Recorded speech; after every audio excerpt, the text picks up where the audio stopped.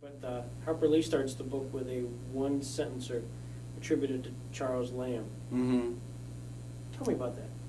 Well, she says that lawyers once were children too, and I think she's alluding to the idea that perhaps we lose our innocence as we grow older and we adhere more to the letter of the law and less to the spirit of the law. Mm-hmm. And that's the choice that Atticus has to make at the end of the book when he has the choice, he has a decision to make, which is whether to have Boo Radley arrested and tried and put on display and made a freak in town, or whether justice has been done and the circle's been completed. And he decides that in the nature of justice is that it has all been settled now, through maybe even some kind of invisible hand. Well, Harper Lee was only 1/4 short of graduating from law school at the University of Alabama, so she was deeply familiar with the nature of the judicial system in the United States and constitutional law. She had a deep background in the legal history of this country, and I think that's why she was able to create such a convincing trial and make such a convincing attorney of Atticus Finch. Although she watched her father argue cases, and although she listened to dinner table conversation, she also needed the deep background, I think, to persuade us that a lot was at stake. You know, Hemingway one time said that the writer shows you, the reader, 1/3 of the iceberg sticking above the water. He knows 2/3 of what's below the water. And you don't need to see all that, but he or she needs to know that in order to give you the compression necessary for real drama. Gregory Peck felt deeply indebted to Harper Lee for giving him a role that he was very, very proud of. You know, an actor can't be at the top of his form unless he has the material, or she has the material.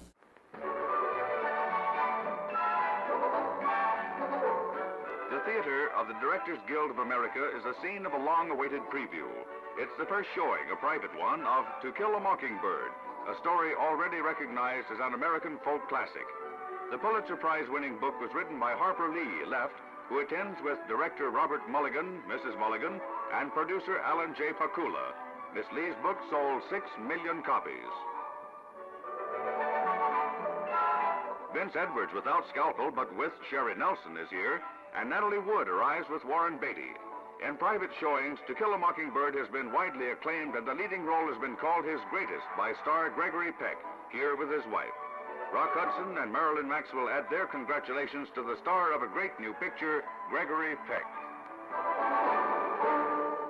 And he was very proud of his role as Atticus Finch.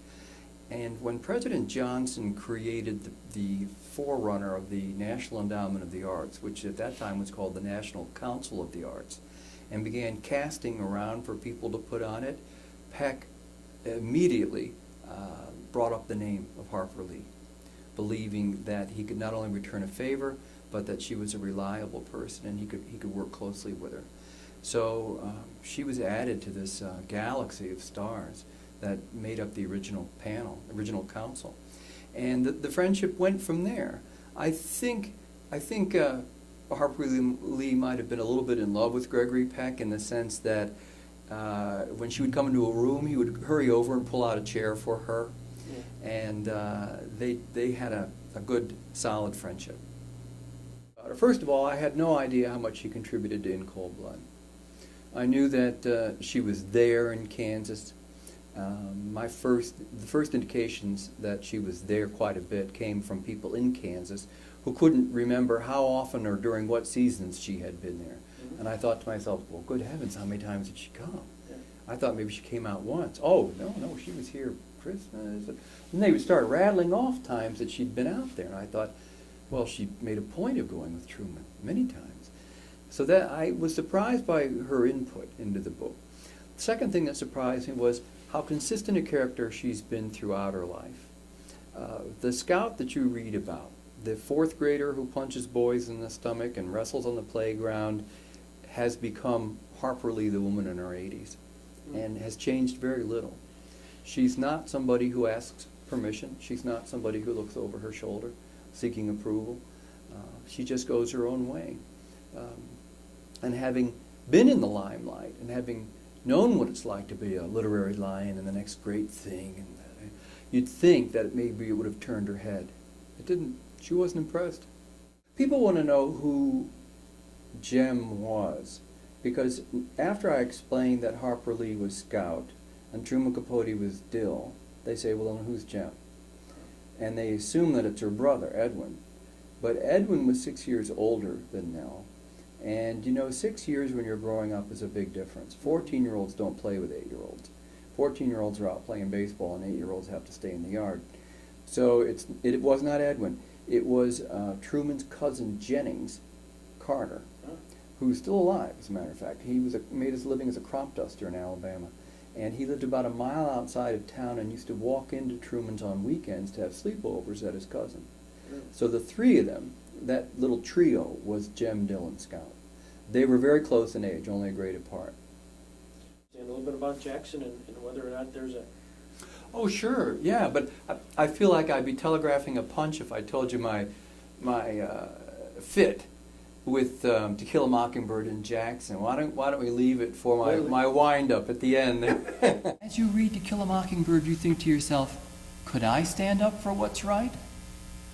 Could I swim upstream? I mean, think of Atticus Finch. People told him, you know, they're making fun of your children at school because of what you're doing. You know that they're suffering. You're making a stand. That's fine and good. You're an adult. But they're taking the heat. He was told by his brother, this isn't going to do your career any good. Why are you taking this case? Isn't there somebody else who could stand up who's got less to lose? You live in a small town. You've got to face your neighbors. And he said, I've got to do it. I'm sworn to uphold the law. And somebody's got to do it. I mean, look around at this room, at this gallery of monsters, because that's really what they are. These people were held to account for what they did by people who felt that there had to be justice done in the name of all the people who were not there to testify or to be found not guilty or to be forgiven or to have their lives validated. And it's only the leaders among us who will stand up and say, I'll do the heavy lifting. In every small town there's people like this. There are teachers and there are policemen and firemen and there will never be statues to them. You know, a park won't be named after them. There may never be a place like this in your name. But that doesn't mean that you can't be one of those who stands up and says, no, or I will, whatever answer is necessary to do what's right. And that's what distinguishes To Kill a Mockingbird, is it addresses those important questions of, can you be counted? Will you stand up? And at what cost? So that's the story of To Kill a Mockingbird and how it came to be written and why it has such an impact on people.